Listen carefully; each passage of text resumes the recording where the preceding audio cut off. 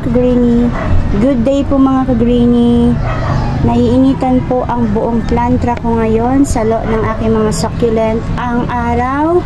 At ayun, si starfish ko nanguluntoy na. Ayan. Pagkatapos niyan, matatanggal na siya. Liliit na siya ng liliit. Ganun yung ano niya, routine niya kapag siya ay namulaklak. Lalo na ngayon, matindi ang sikat ng araw. Ayan, gaganyan siya. Tapos, pag namatay siya, mapapalitan naman siya ng panibago. Ganun talaga. Pag may namatay, meron talaga siyang isa na papalit. At ngayon, ipopropagate ko ang aking 2 years ko ng Purple Delight. Yan kasi leggy na siya. Hindi na siya healthy tingnan. Although, matagal ko siya hindi pinropagate. Talagang sinadya ko na ganyan siya. Kasi gusto ko yung ganyan. Yung kahoy niyang katawan na ganyan. 'Di ba?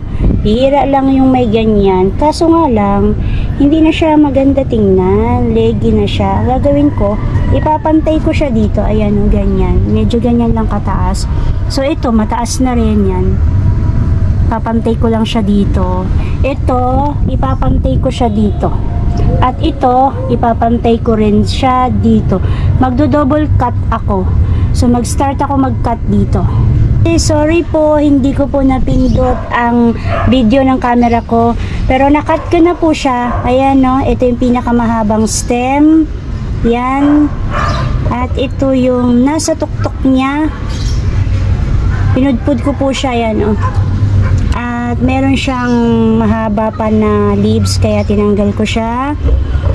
Ito yung aking tinira kasi pinantay ko lang po siya dito sa maliit sa kanila. Ayan. At hindi ko malalagyan ng cinnamon ito dahil wala po akong cinnamon. Nag-order pa ako, hindi pa po dumarating. Ito rin puputulin ko kasi ipapantay ko lang siya dito. Yan. At ito yung aking naputol. Pudpudin ko pa. Yung mga ganito, itatry kong itanim, baka mabuhay pa sila. Ito rin, pudpudin ko na rin. Ayan. At last one ba? Sige, magla-last one ako dito. Ayan. Ayan po. So, ang natira ay isa-dalawa na lang. Itong side naman, yan. 2 years ko rin yan na Purple Delight. Galing yan dito. Nagsisiksikan kasi ito dito. Kaya nilipat ko na sila dyan. Ito medyo mahaba na rin. Ito po yung kinat ko. At ikakat ko pa siya. Ito, katawan niya. Dito lang. So, ito yung nakuha ko. Ito yung stem nila. Yan. Itatanim ko po sila. At ang nakuha ko ay 5. Ayan. Sana bukas dumating yung cinnamon ko para malagyan ko sila. 5. Ito pong stem na nakuha ko sa aking Purple Delight. Dito ko siya ilalagay. Papatong ko lang siya konti or ibaong ko lang konti. Yan. Kasi meron akong mga pinagkatan ko na yan. Nabuhay na sila. Tapos may mga offset na silang mga maliliit. Sama ko sila dito kasi baka mahawa sila. Magaya nila yan. Mabuhay din sila. Yan. At ilalagay ko lang po siya sa shaded area. Ito pong area na to, dito ay malilim lang po. Ayan, dyan ko lang siya ilalagay. At ito naman yung isa kong Purple Delight na nakuha. Dito ko lang siya lalagay. Kasi marami akong deep propagation dyan. Ayan po. Yan yung potting mix ko na hinanda ko sa aking mga gymno na parating. So mag-add lang po ako ng potting mix ko. Kasi parang wala na siyang rice hull. Gusto ko lang lagyan ng rice hull. Mabilis kasi magpaugat kapag may rice hull.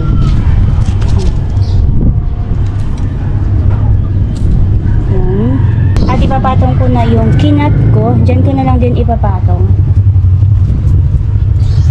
4 yung nakat ko dyan. Dito ko lang ilalagay.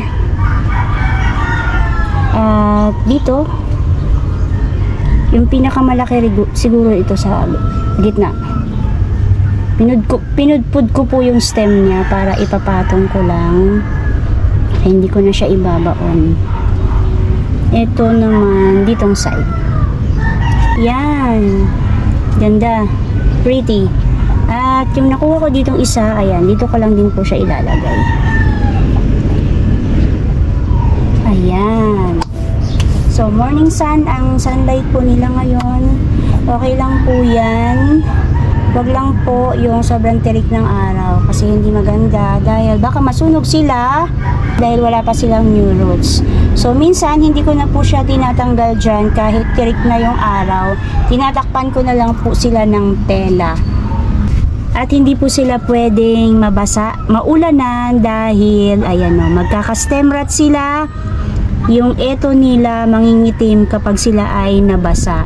So kapag umulan po, yun po yung chance na tinatanggal ko talaga sila, or minsan tinatakpan ko din sila ng plastic na lang po yung tinatabon ko sa kanila.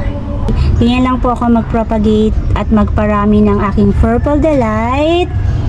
At ngayon ay napagtripan kong i-behead yung aking mga Purple Delight dahil matataas na sila. Ngayon, looking good sila kasi ayan o, medyo pantay-pantay na. Ayan o, eto pantay-pantay. Ayan o, pantay-pantay na sila. Napansin ko kasi before, nagagandahan pa ako na ganun siya. Parang mga nakarang araw, hindi na ako nagagandahan. Pero sana ito yung mga pinagkatan ko na yan, magkaroon siya ng maraming offset. And that's it for today mga ka-greenie. Kung love po ninyo at nagko-collect din po kayo ng mga plants kagaya ko, yan, house plant, ornamental plants, cactus, and succulent po, please po pa-like and subscribe po sa aking channel, Ana Duran. Sa mga hindi pa po nakapalo sa aking FB account, ka-greenie Ana po, doon po ako nag-upload ng aking video dito, nag-share at nag-upload ng aking mga reels ng mga plants ko. Thank you Lord sa araw na ito. May God bless you all. Bye bye po mga ka-greenie.